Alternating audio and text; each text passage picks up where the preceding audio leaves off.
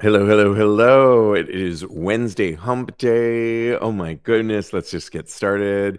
What is going on? You are watching and, of course, listening to Tags Live, aka Talk About Gay Sex, the live edition, where we're here every Wednesday night on the Crowdcast platform. I am your host, Stevie V.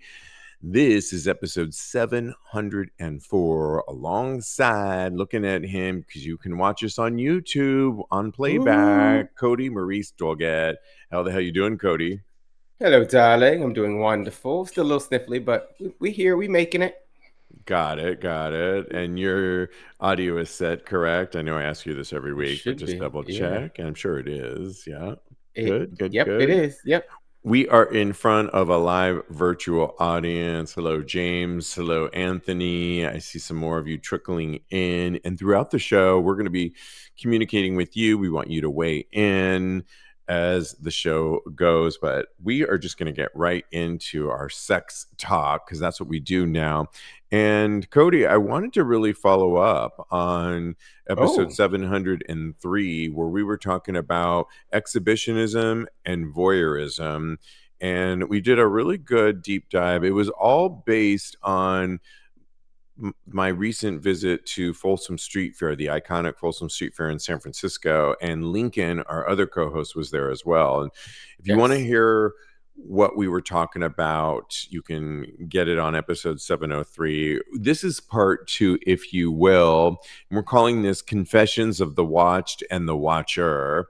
Oh my And goodness. yes, and the Like last Madonna. time, like Madonna, last time we did define exhibitionism and we defined voyeurism, but now we're spilling our own tea. We've both had moments of being the star and moments of lurking in the shadows. So let's talk about them. First encounters. Let's just get into it. When did you first realize you liked being looked at? So things like locker room, gym, hookup, skinny dipping, all start, and hopefully that will prompt you. I have to say, a prompt that brought me back down memory lane was at the recent Folsom Street Fair when somebody tapped me from behind. I looked over and it was the photographer Stephen. Shout out to Stephen Underhill, Hmm. famous photographer from San Francisco, who, if you look him up, you'll see all of his amazing photography he's done throughout the years. I was fortunate to be in one of his calendars.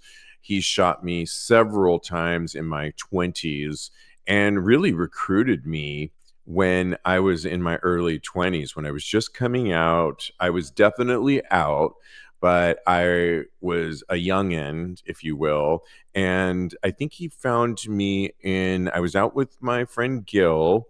We were at a Tuesday night spot. I can't believe I remember it. It was kind of a Brazilian Latin night, gay. Okay. Hmm. And Stephen Underhill came up to me and said, I would love to shoot you. And those first shots that we got, we went to the infamous Baker Beach, which is the nude beach, which you can see the Golden Gate Bridge overhead. So it's super iconic. And we shot some really iconic shots that ultimately made it into his calendar, that ultimately Oh were wow. used as flyers, that really got me into the homoerotic scene. Now, this was probably my first parlay into being an exhibitionist. I didn't know what I was doing, but turns out I was a good model that ultimately was used in all these different homoerotic things. I didn't even know what homoeroticism really was. I was just Oh. a newbie myself, but I think it was so I'll say that when I was approached by Stephen Underhill, the photographer, to shoot all of these scenes, I just went with it. And he was such a good director, and I learned I take good direction. But that ultimately, it wasn't until some of these photographs started coming out that I realized, how did I feel about that? Hmm. And when I started to get people telling me, oh my God, you're that guy from the Stephen Underhill calendar, or you're in that ad that I just saw, or you're on a poster on Castro Street, and that adoration that I started to get from people looking at me in very homoerotic states, half Yeah. naked, in my pretty much almost naked, not completely naked, that is when I started to realize, wow, I have something that I didn't Hmm. realize I had, and people are noticing me.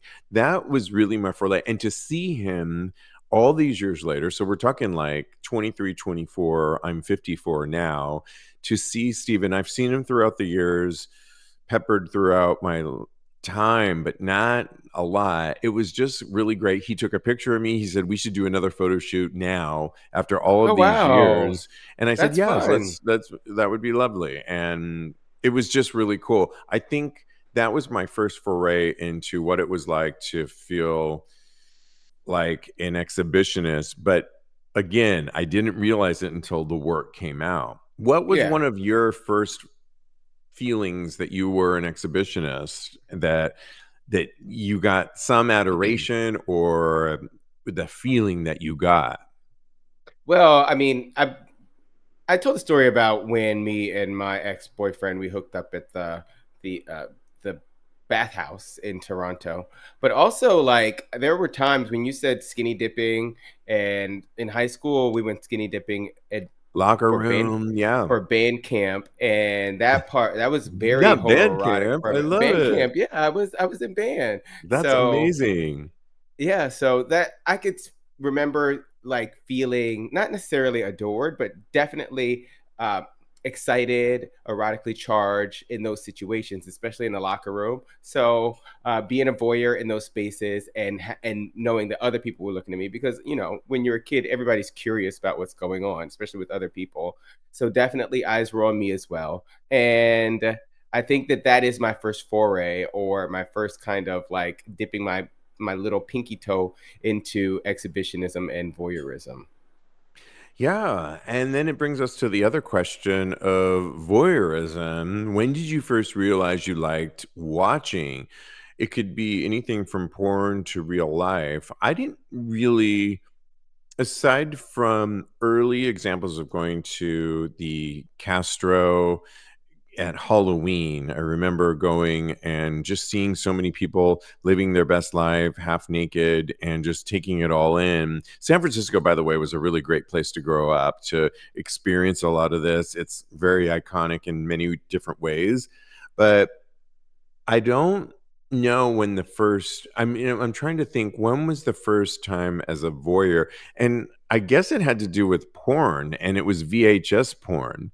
And somebody had told me, I realized that you could watch porn, and I've told this story years ago, but I was living with my parents. I think I was 19, and, in between high school, going to college, Okay. and my parents went out for the day. They were going to be gone a long time. And there was an adult bookstore in the Oh.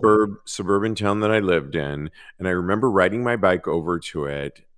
I was 18, but I guess 18 was legal, right?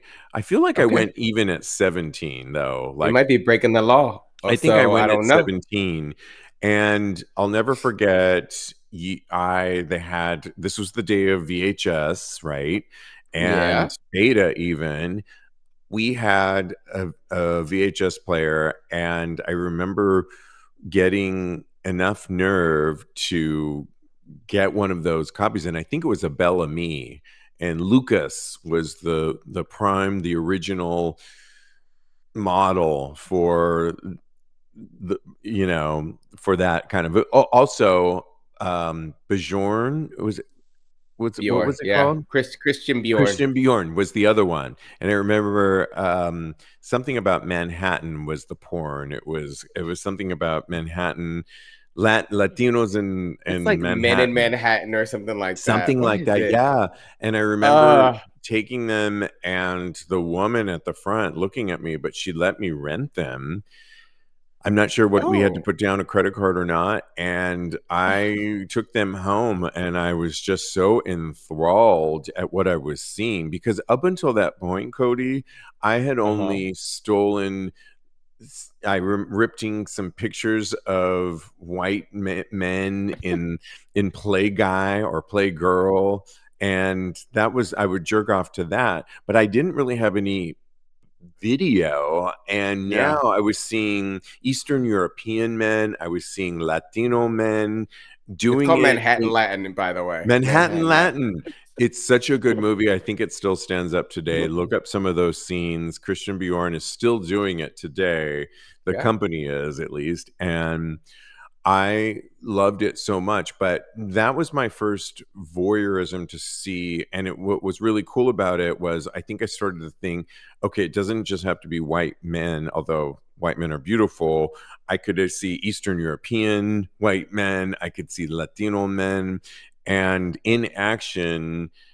And it was exciting, exhilarating. The only thing was I'll never forget my parents pulling up on the driveway, and I had to stop the VHS player, eject it, and it was taking a long time, hoping that it wasn't going to get stuck, pull the video out, put Raiders of the Lost Ark back in, because I think that was the one that was in there at the You had time. to have it specifically at the spot where it was left off. So. Yeah, and stuffing it away before I had to return it like a day or two later. What was your first? It's crazy, right? Vivid memories. It was, Yeah. but I have to say, if we were to talk There a was little so bit much about the stress. That's why. so stress, but I would also say exhilarating at the Yeah. same True. time. So yes, stressful, like, oh my gosh, I can't get caught, but exhilarating too, to know that there was this world out there that I could experience, that with these beautiful men that maybe someday I could, and it was giving me some sort of license and just an exhilaration, I think, is really the key word there. What was one of Yeah. your first feelings or moments that knew that you were a voyeur? Well, I really want to feel like it was solidified after my first sex show, like watching a live sex show in Europe. I forget Oh, where, I think it was Spain probably. And just being there and seeing that and experiencing that. Maybe it was Paris though. Huh. Anywho, it's neither Paris. here. Don't make me laugh too hard. I'm gonna cough right into this microphone. Yeah, but probably either one of those places. And like that was when I was like, oh, this is something that I could do often. A lot of times with me and being the voyeur is I am inclined to join, but a sex show is there. You're there to watch the other person. Oh my god, I just remembered too. I love strippers. Yes. So when I was much, much younger, like 18, 19, I could get into the clubs in DC. We lived in Norfolk, Virginia. I was going to college there. We would drive up to DC and go watch these strippers at Secrets and Ziegfelds back in the day. And I feel like that in and of itself helped solidify me as a voyeur. I enjoy watching the art of a man taking off his clothes, even a woman, really, but or the whole gender spectrum. Actually, it's just something so erotic about it. Something that turns me on so much. Of course, there were times when I was younger, I would go steal my cousin's VHSs and stick them in, and again, a lot of the things that you recounted, I went through as well, with having to make sure that it was stopped in the right place on the VHS. Otherwise, he would know. There's just so many other examples of that, but definitely solidified as a connoisseur of strippers, uh, and also the sex shows in Yeah, I mean, you Europe. bring up such good points. The art of go-go dancing that I later became one myself, but those Hmm. early years of seeing San Francisco, I remember Colossus, 1015 Folsom, they would put them up in these cages, and there was one guy that I was just convinced his name was Zeus. He just had that whole Zeus quality. He was super built, and later, come to find out, I ended up dating him. He was from Afghan. How do you say that? Afghani? Yeah, Afghani, yeah, from yeah. Afghanistan. And we, Beautiful. he was not. We ended up dating for like a year, and he was lovely. He was Oh, nothing like what I had personified in my mind and what he was supposed to be, but he was still amazing. And the fact that years later I got to date him was just like a dream come true, because I also voyeuristically looked at him and just imagined what it would take to put yourself out there like that. Not realizing that someday I would also be a dancer myself. Oh my Yeah. gosh, we are live. Doug, watching us live, says, for me, it would have been the boys' high school locker room in 1996, my senior Wow. year. I never was shy about sneaking a peek. Oh my gosh, Doug. I was so Wow. shy sneaking a Me peek. too. Yeah. I'm still that way, kind of like, I don't want you to I'm think not. that I'm looking at you. Don't even I go want them to there. know. I want them to know, yes, I'm looking at you. I'm looking right at your dick. I'm looking right into your soul, sir. So either you want this or you don't. Yeah, good for you. I Yeah. mean, yeah, I remember PE in the 80s and just thinking, oh no. I mean, yes, in gymnastics, I'll have to say there was a couple of gymnasts, fellow gymnasts, that I was, sneaking a peek here and there. Or was that bro thing going on, that guys would, pull their pants down and just all kinds of crazy stuff that I would be like, if you're going to pull your pants down, I'm looking. So to your point, I get it. Bryce, also watching us live, says, on the day I realized more than white men were in porn. That's amazing. And he says, hashtag Bobby Blake. Do you know Bobby Blake? I remember him from back in the day. Uh, oh, That's cool. memories. I I love put that. in the chat too. Tiger Tyson was one of my favorites back in the day. Yeah. Okay. It's Yeah. fun going down memory lane on this one. Oh I my love gosh. it. Um, yeah, and I guess before we move on to our next, we were still in this topic, but when you were encountering these early days of voyeurism, was there anything about you that felt, well, we talked about it, thrilling, I think was mine for porn. Yeah. Anything about shame that you felt? Oh, perhaps I feel like there's a part of me that felt like I wasn't supposed to be doing that. And especially at that age, I felt like a lot of information was coming towards me about LGBTQ, being gay, and those types of things was not okay. So I should not participate in that. I shouldn't fantasize about that. So yeah, I think there was some shame involved. I think I've kind of, in my memory, wash that part of it away because I don't feel it now. All I can remember is the exhilaration, like we were talking about, but probably more than likely. And where I'll piggyback on what you're saying is, I think there was a little bit of built-in shame. So when I gave the example of quickly taking that VHS copy out, there's something in that act that knows that it was wrong, that if I was caught, not just that it was porn, but if it was found out that it was gay male porn, that Yeah. that would. And I think I talked about it on the last episode 703, when I just recently reconnected with some people from my past that are straight, that I really separated for a long period of my 20s, 30s, even 40s, of my gay friends and those like before Stevie was gay, and I kept them very separate. And with the onslaught of things like Facebook, I really didn't incorporate any of those. Now into my 50s, all of those worlds are merged, and I'm like, hey, I am who I am, and it's great because I've done the work to actually accept some of that internalized shame. But I do think many of us grew up with that shame, that yes, it was exhilarating, but we were hiding a portion of ourselves that we could never tell anybody else about. And so Yeah. I just think that's worth mentioning in that. As we move into exhibitionism in practice, we can both tell a story of a time we both intentionally put ourselves in a position to be watched, whether it was a sex party, a balcony, a hookup in public. And I'll just start. Obviously, I did that with a lot of the homoerotica that I put out there, but I would say go-go dancing was the first thing that I put myself out there, also in my 20s. And the validation, like, what was it about that I got out of it? Well, first off, I just knew I was a really good dancer. And I think the first time, Kodi, that I I'm like, I'm a good dancer. I work out a lot. I'm a former gymnast and I could do that. And there was a contest at a local bar in San Francisco and this you had to put together a song. It was best go-go contest and you won money and a bar tab. And I did 100% Pure Love by none Oh, other than oh my gosh, Crystal um, Waters. Crystal No, Waters. wait. Yeah.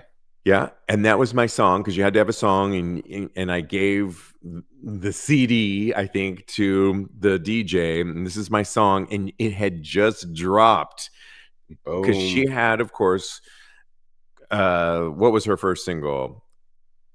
Gypsy Woman? No, that Gypsy wasn't Woman. it. Yeah, you're La right. da She dee had la da. La Okay. Da Dee, La Da Da, and she had just Yeah. dropped her second album, her first single off of it. It was 100% Pure Love, and I entered this contest because I knew I could win this. And for some reason, I wasn't so cocky from like, oh, I'm so hot. It was just like a go-go pole dance contest, and I knew I could do it because I was a former gymnast and I knew I had the moves. I Yeah. entered it. I won and I won. It was like $300 plus a bar tab, That's and something. Do that it. started my Especially go-go back then. dancing career. Yeah, back then, like we're Yeah. talking 1994, 1990, yeah, 1994, 95. And was it the validation? It was more that I knew I could do it. And when I was up there, I was pretty much a shy person if you met me, but I realized I had a performing side that when I was on stage, if I knew I was supposed to be there, that I gave it 100% pure love Hmm. and I put myself out there and I really would serve it. And it was something that I carried with me. Now I can just talk as a person on our show and be real and honest.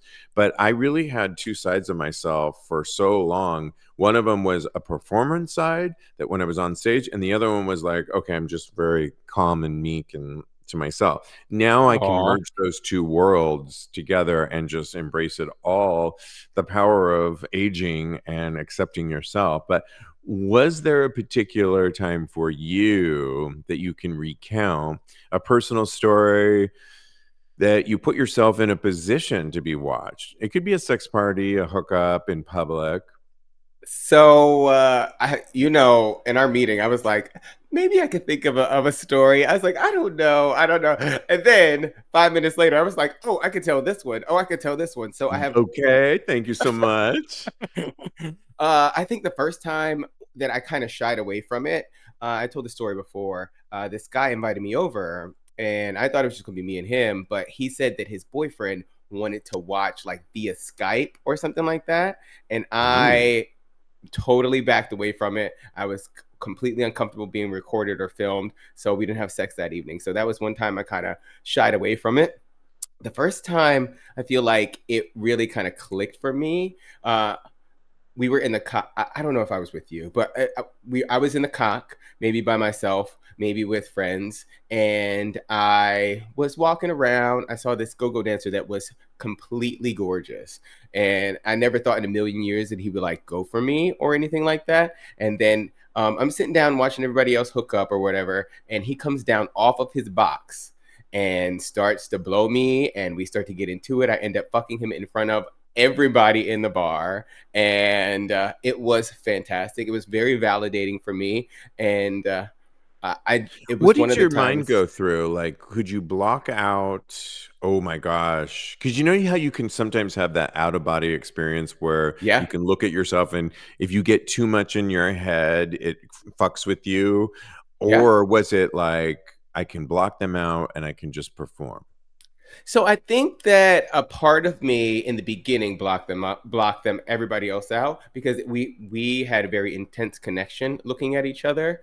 But as soon as we were into the deed, I feel like everybody kind of came back, and it was even more intensifying the feeling and of him and I, and just the eroticism of the moment, having them watch. And I think that that was when I was like, oh, this might be something that I'm into. This is a lot of fun having people all around me.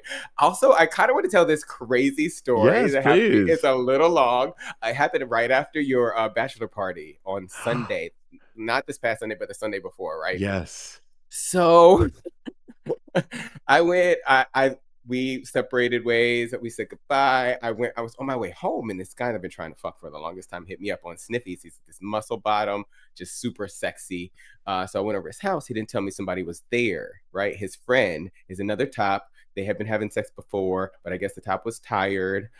He was also trying to get more guys to come over. So he's kind of like the recruiter almost, but I was like, that's fine. I don't care because, I've had people watch plenty of times. So he was Yeah. there. He was kind of into it. And they were professing that he was okay with it. They had all these discussions about people coming over. I think he'd been having sex with a lot of people before that as well. Like many other tops came over. In fact, they were, because while we were having sex, he was like, "You are the best top to fuck me all day. This is amazing. You're." It was like a Yelp review. I was like, "Oh, Wow. this is great." So I think that the other guy, the recruiter guy, he got a little bit jealous because he ended up like putting on his clothes, and they got into a little argument. And the Uh-oh. top, I know, he left. The recruiter guy left, even though he was supposed to stay and watch a little bit longer. And then the guy that I was fucking, the muscle bottom, got so mad at me or whomever, Oh and he asked me to leave no. too. And another guy came in while I was leaving, and I was like, "Well, Oh. this sucks." Oh And don't no. you know, he texted me back like when I was almost home, and he was like, "Yeah, that guy threw up all over my bed. Can you come back?" I was like, "No, I can't come back." Oh my God. Yeah, it was wild. I was like, "This is a wild night. This was it's Yes. interesting. I can't wait to tell this on the podcast." And here we are. Absolutely. Oh my gosh. Thank you for sharing that one because, yeah, you clearly were. I mean, that's a little bit about exhibitionism. You are, and I'm using air quotes, but kind of not the star, right? Yeah, And that guy. put, Look, and, but sometimes if you get in mixed up with some other people, it can cause some drama, like you just it shared. can. And you're not trying to, partake in any of that drama. Um, I was Voyeurism, okay with it. yeah, yeah. I mean, It wasn't my voyeurism, drama. Is that wild to say? it wasn't, and you could walk away easily. A voyeurism in practice, where if we had to share a story where watching was more exciting than participating, that was really interesting to me because I mean, we're going to get to the ultimate question, which one are you more? And it's going to be our poll question too. I definitely am just going to put it out there. I'm definitely more of an exhibitionist than I am a voyeur. But I did mention on episode 703 that in my 50s, I am enjoying watching a little bit more. When I go to a dark room, I enjoy kind of just sometimes when I've gone out by myself, just taking a back seat and taking it all in. That is the limit of my voyeurism. But if there was an early story of where I was a voyeur, it was back to the 90s, and it was an adult theater. Remember those adult theaters back in the day? Yeah. And this one was back in San Francisco, my old stomping ground, the Nob Hill Cinema. And there was a porn star at the time called Chris Stone. And I've told it once before years ago. We're in 700 episodes, so I can tell it in a different way. Yeah. And he was a headliner at the Nob Hill Cinema.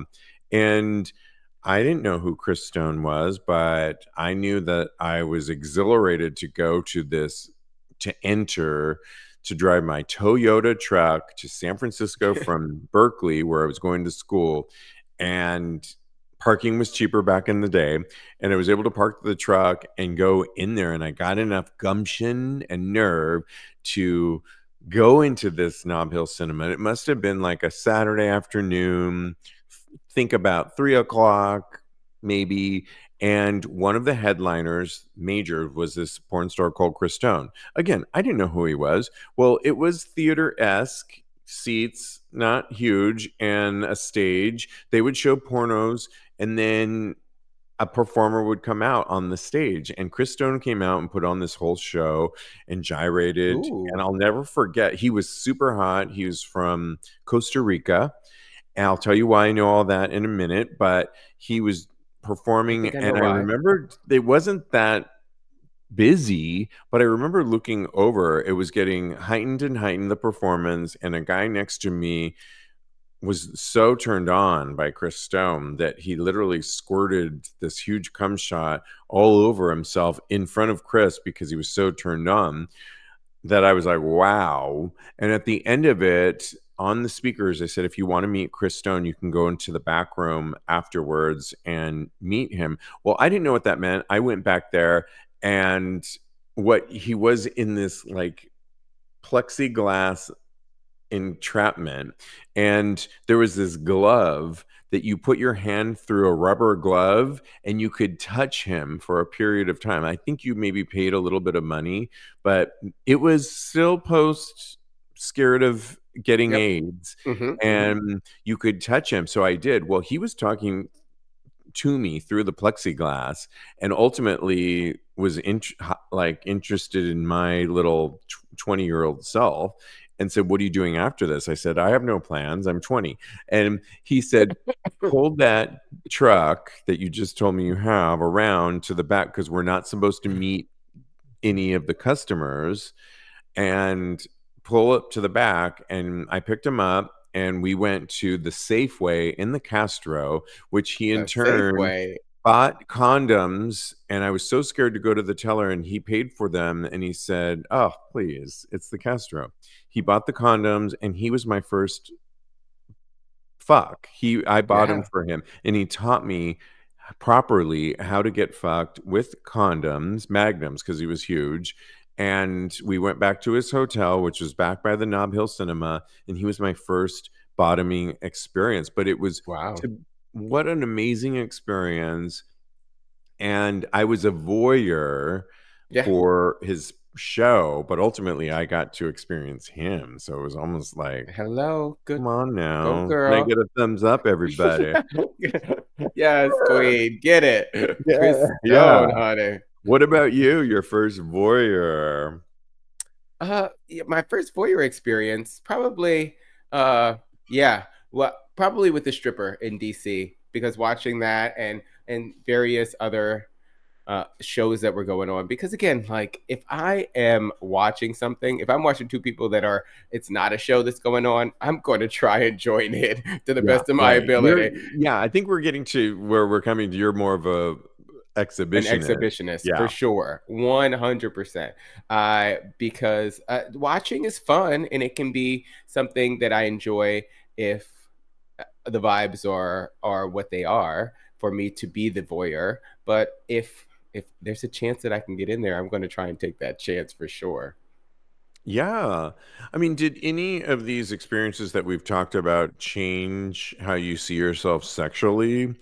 I'll answer it first. I would say that last example I gave, definitely, because remember, this is early 90s.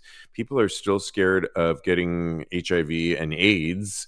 Hmm. And I felt like I was in good hands because I was with an adult performer that taught me the ropes of use condoms. And he was my first top. And that doesn't get any better than that, at least at that time. Uh, how about you? Did you any of these experiences change how you saw yourself sexually? Oh, definitely, especially the one where the dancer at the cock came over Yeah. to me, and he basically chose me. I didn't necessarily show a whole bunch of interest in him. Of course, he's a dancer. I'm going to be looking at him. But when he came over and he chose me, I think that really helped solidify or boosted my ego, because I don't know if your ego or your self image is ever solidified. I think it ebbs and flows. So I think that that actually kind of boosted my self image about how I looked and what that could possibly afford me, what I could have access to. So yeah, definitely those experiences have changed me. They, especially the ones where I got to explore the extent of my exhibitionism. So I think that Yeah. that helped me tap into a lot of that. So all of those experiences have built up to, me being who I am and enjoying being an exhibitionist. Yeah, and if we were to parlay it to today, contrasting our past experiences to just being comfortable going out to gay clubs, dance floors, dark rooms, taking our shirts off now, bathhouses. I mentioned dark rooms, digital exhibitionism. I mean, I've been on Dude's Nude before, and I'm going on tonight. digitally, when I'm in that mode, you're going on tonight. Okay, great. I'm I going love on it. tonight. Going on tonight. It's a Wednesday night. He'll be on there live Yeah. You know at what? 10 o'clock. And Probably around midnight. okay. I have experienced the digital side of it now. Of course, taking my shirt off. Diego, my fiance, laughs. Of course, when we're at the New York Eagle, there's a certain point when I just take my shirt off. It's just like clockwork. I can definitely be comfortable on a Dude's Nude in the past where I can jerk off. Not always, but there's times when I just want to be. That's actually a good example because a site like Dude's Nudes where you can look up different people, but then there's the cam to cam, Yeah. and you can turn on your cam and watch so many other people live around the world jacking off, and you can just be a total voyeur and really take it in on the various types of people and how they want to basically jerk off and put themselves out there. And then if you want to, which I've done before, you can turn your cam on. Obviously, I have lighting at times, and you can do Of that. course, lighting. And then you see all the comments coming in, and then you can do a one-on-one. That is actually a true example of voyeurism and exhibitionism Yeah. digitally that you can if you want to do a current example for yourself, Dude's Nudes, do the cam, because you can do both of them at the same time. You can do one at one time, you can do one at another time, and it's a good experiment, obviously digitally, which is we're expanding it to in person as well. But if you just want to experience that, it's a really good experiment for yourself and see what you feel. And that's kind of exciting, I think. So, Yeah. yeah. For a long time, I didn't want to go on cam because, again, I have an aversion to being like recorded having sex. But once I did, girl, I don't want to stop. I don't know. I think I might be addicted, child. No. Let's Yeah. do a fun segment based on this topic on Would You Rather. So, Oh, would you rather, Kodi, have sex in front of a window where anyone could see you versus secretly watching a couple through a crack in the door? I think I know what the answer is. yep. It's definitely, I would be having sex in front of the window. Yeah, me too. What I about, yeah. mean, it's not that surprising, I think, because we're both hosts and you're a performer, I'm a performer. And Hmm. yeah, but I mean, not everybody is that way. And that's Not just us. everybody's that way. Yeah. Okay. Would you rather be the main event at a sex club versus stay in the corner and just watch? I think I know the answer. Well, honestly, I might, because it's a sex show and a sex club, I might want to do the stay by and watch one. I don't know. I'm not sure. That one is a toss up. I could do either one. I love it. Yeah, Yeah. I What mean, I about you? gotta say, if you're gonna go there, you have to really be 100% invested. Yeah. For example, we were working in San Francisco for Folsom Street Fair, the pervert party on Saturday night, and there was all of these there was about maybe 8 hot guys. We got there early, of course, because we were working promoting Rush, feel the rush, and we were looking at all these guys that were hired to work, and we knew 99.9% of them or 100% of them were straight, and they were going to do this performance midway through the whole thing on stage. You've seen them before, Kodi. If you've gone to any of those events, they're totally built.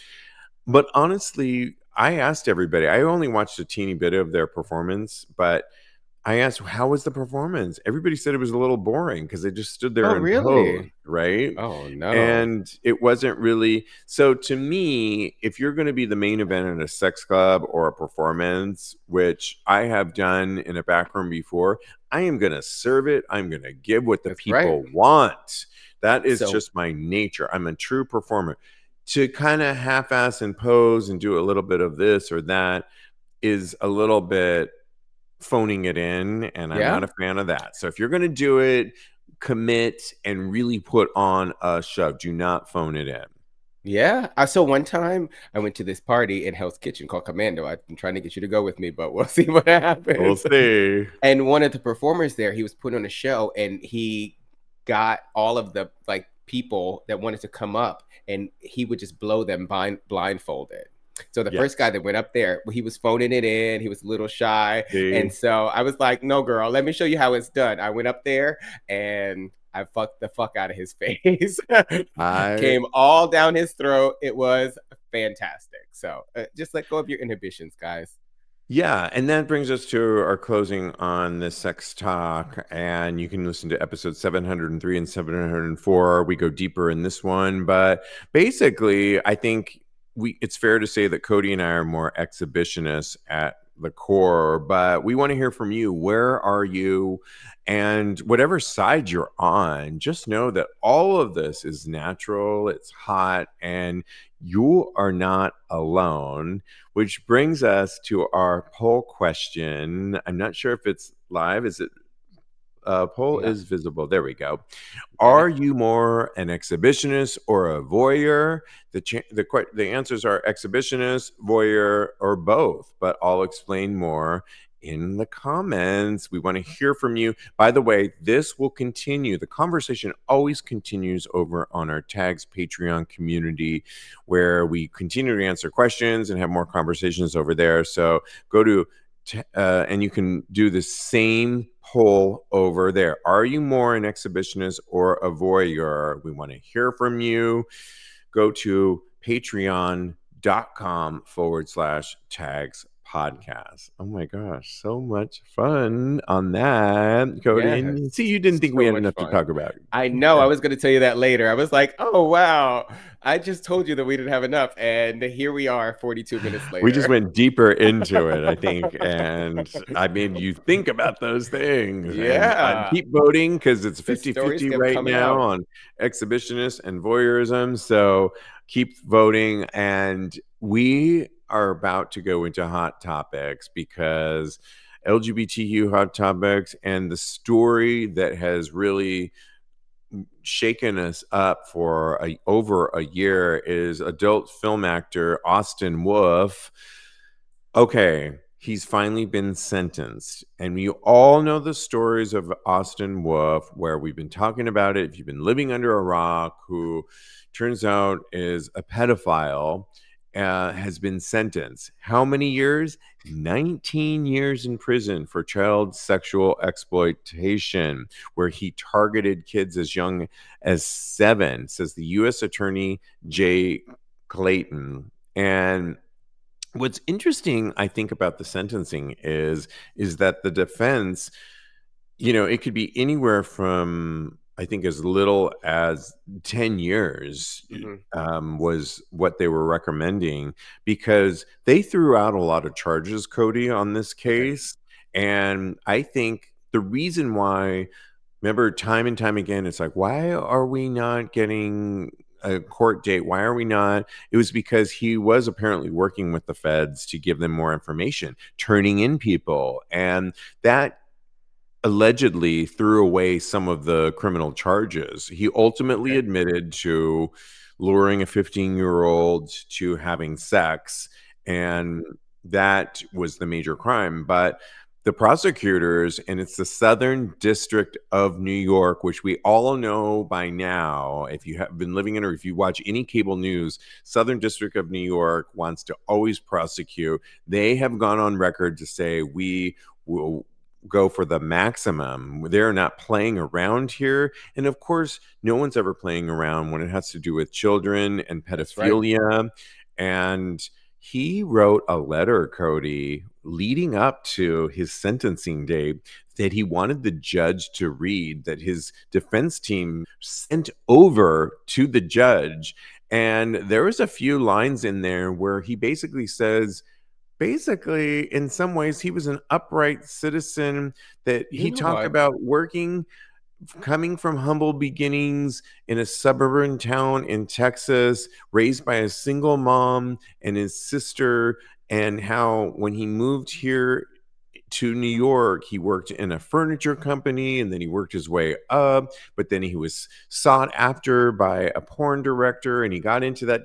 But then he goes on to say how he changed the industry. He was an example for the industry, and he really elevated the porn industry by making it more inclusive. And okay, perhaps, maybe, I know there's some examples. My friend, shout out to Jet in Puerto Vallarta, where he did collab week, and yeah, at that time he was trying to get other collaborators to, expand your business. But I mean, to have this undersided to yourself, where you're thousands of videos on your hard drive in your apartment of underage, children, Yeah. and they have so much information on him. I'll post some of this on Tags Podcast. You can look it up to see what he's charged with. And he knew what he was doing. He admitted he knew what he was doing. Yeah. 19 years. That judge did not look at that letter. He did not give it any credence at all. He threw the maximum sentence at him at 19 years. Austin Wolf, or his real name, Justin Smith, he's 44 now. He will be in his 60s when he is out, if he survives, because he has also told in those letters that he's a target right now. Well, surprise, of course you're a target. If you know anything about pedophilia, you are the lowest common denominator. You are the lowest of the low in jail. You will always be a target. You're white male. People are going to come for you. Sorry, should have thought of that before. He's saying that his food is expired. He is sleeping on a mattress that it was by a former inmates. I mean, do you have any sympathy for him at all? Or it's just like, sorry, you should have thought of this before? Where did he think he was going? The Four Seasons? I don't know. What I do get that prisoners should be treated humanely. So I do understand that. I am definitely glad that the book was thrown at him. I don't think 19 years is enough. I think that he this is not something that is it's definitely ingrained in, I feel like, in people.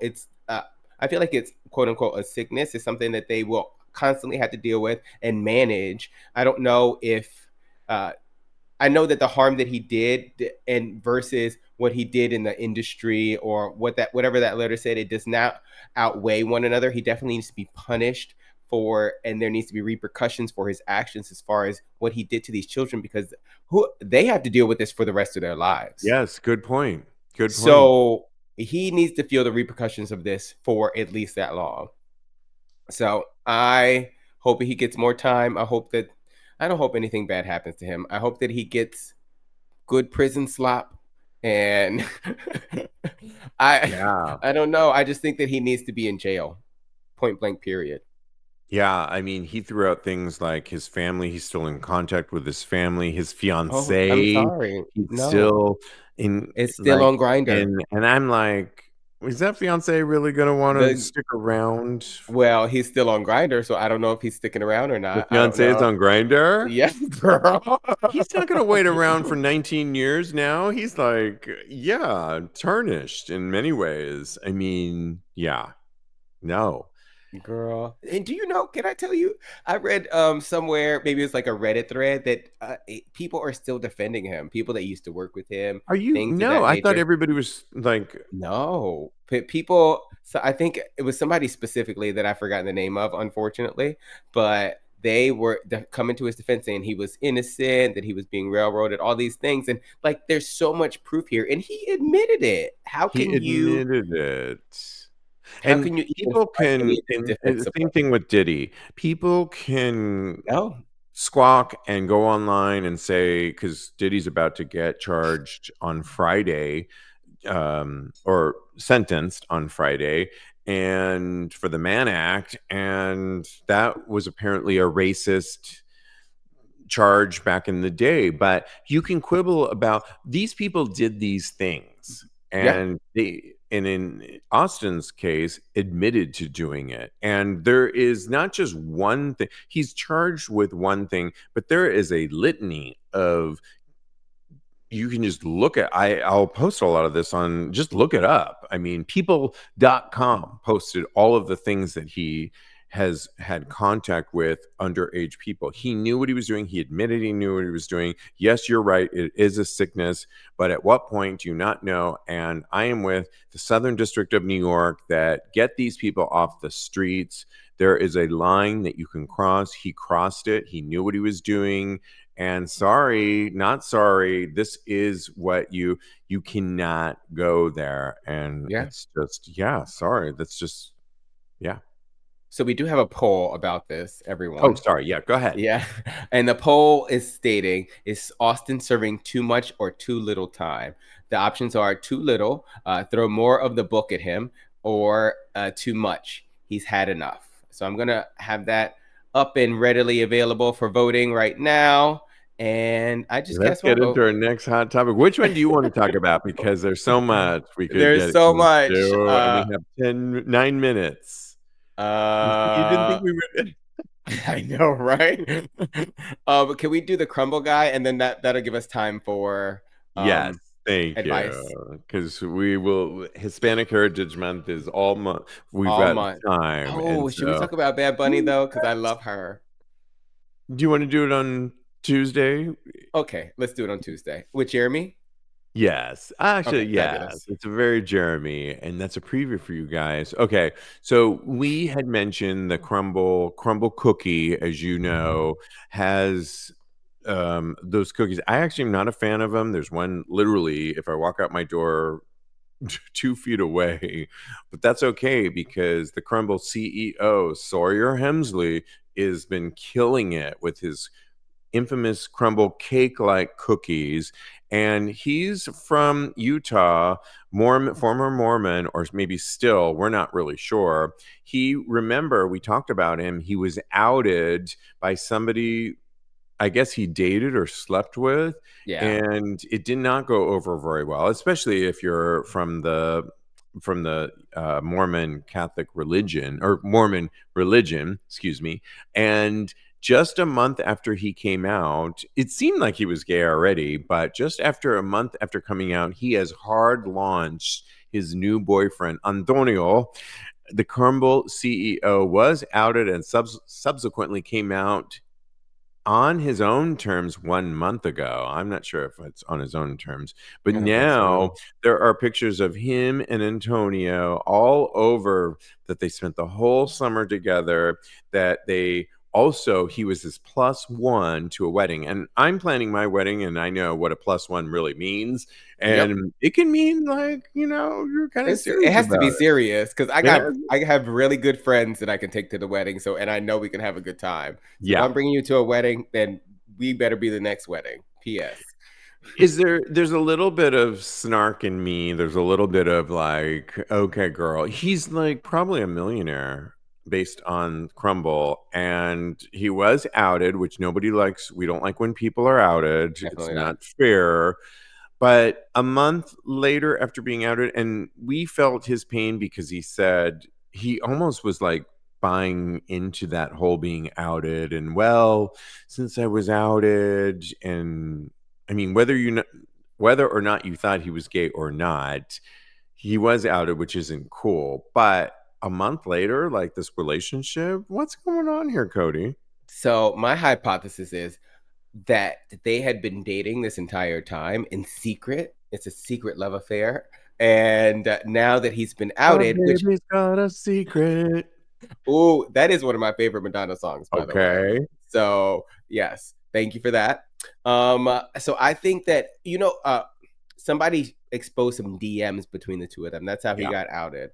But I think that this love affair had been going on for the longest time. And now that he's been outed, which makes me think that after them coming out and being exposed as being together, that it may have been premeditated that these these DMs have come out. So everybody loves a nice little plan. Maybe Antonio was getting tired of being the secret In the lover background, in the yeah. background, and then they were Antonio's like, cute, he's sexy. he's a cute guy. Yeah, the cover Yeah, guy's cute too. But yeah. yeah, who Well, knows? good So for that's my them, hypothesis. and we Yes. wish So good them for them. well. Yes. I do want to do this other hot topic because I think we have time for, which is good Okay. news about STI rates, thanks in large part to us, gay men.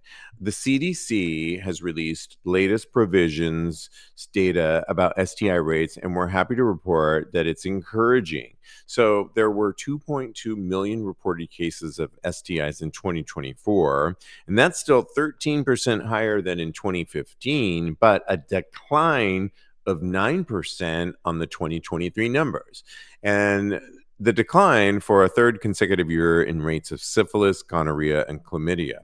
The decline was greatest for gonorrhea, which showed a 9.6 dip. The CDC says these declines reflect the impact of public health efforts, including a greater awareness of STI epidemic and expanded use of prevention tools such as self-test and DoxyPep. The one thing, Kodi, about this study that was really interesting that I thought was that since the Trump administration and it controls the CDC, they've removed so much So information much. about it, but yet our numbers are going down. I I was mean, surprised. the yeah, that's sad and you know, a whole different discussion that we don't have time for. Is anybody that you know looking at the CDC, or are you like I was at the Folsom Street Fair at the pervert party where uh, the Mister was up everywhere. Posters were up of take your doxy pap. Are we not, like the article suggests, doing our own do goodwill in our own community? We don't need that CDC to tell Yep. us. I mean, yes, it would be nice if there was an overall arc of the government looking out for us. But don't you agree? We are our own best friends. We are looking out for ourselves as a community. And the reason numbers are coming down is because we talk and shows like this. What do you say to this? Completely agree. I think that gay men in the LGBTQ plus community have always held it down. As soon as we learned what the repercussions were of us not taking care of ourselves sexually. So as soon as we learned that lesson, I think we have been consistent at doing that. What I will say is kind of disconcerting to me is that while we understand what the repercussions are, other communities may not. So like Black women are getting infected in Yeah, that's their a whole part of rates. this story. I'll post it on our Tags Patreon community. But you're right. Yeah, So I feel like the CDC could help with that a little bit more, but I definitely see how gay men are taking this in our own hands and really kind of just making sure we hold it down. good points. Absolutely. And yes, I love those numbers. And we're all about playing, but keeping yourself safe. And Yes. even when the administration is not on our side, we look out for ourselves. Ultimately, we've done it with the HIV epidemic. We are doing it now. This is why these numbers. They even credit our community for doing the work. We did it with monkeypox or Yep. mpox, as they like to call it now. We really stepped up to the plate. And that's when I like to laud and pat ourselves on the back as a community because we really ultimately do look out for each other's. Often that's all we have is our community, our fellow Especially when it friends. comes to sex. Yeah, Yeah. right. We definitely look out for each other. Let's do one more revisit to our poll and the poll question. Let's check in. What is people saying with the poll, Kodi? So we have 60% voyeur for are you an exhibitionist or a voyeur, Wow. and only 40% exhibitionist. I think it's me and you, those two. Well, we'll see. We'll continue this vote going next week. And our other one was about Austin Wolf. Is Austin serving too much or too little time? 100% said too little. Throw more of the book at him. Yeah. I sorry. Yeah. Yep, totally agree. Oh my gosh, so much fun. Thank you, live virtual audience. The conversation continues over on our Patreon community. Go to patreon.com/TAGSPodcast. You can vote on these poll questions and continue the conversation. Follow my co-host, my lovely and talented co-host, at Mr. Maurice on Blue Sky and on Instagram. Follow me on the gram. I am _Steve V. And in the meantime, continue having hot Gay sex. sex. Lovely. Thanks, everybody. So much Thanks, fun. everyone.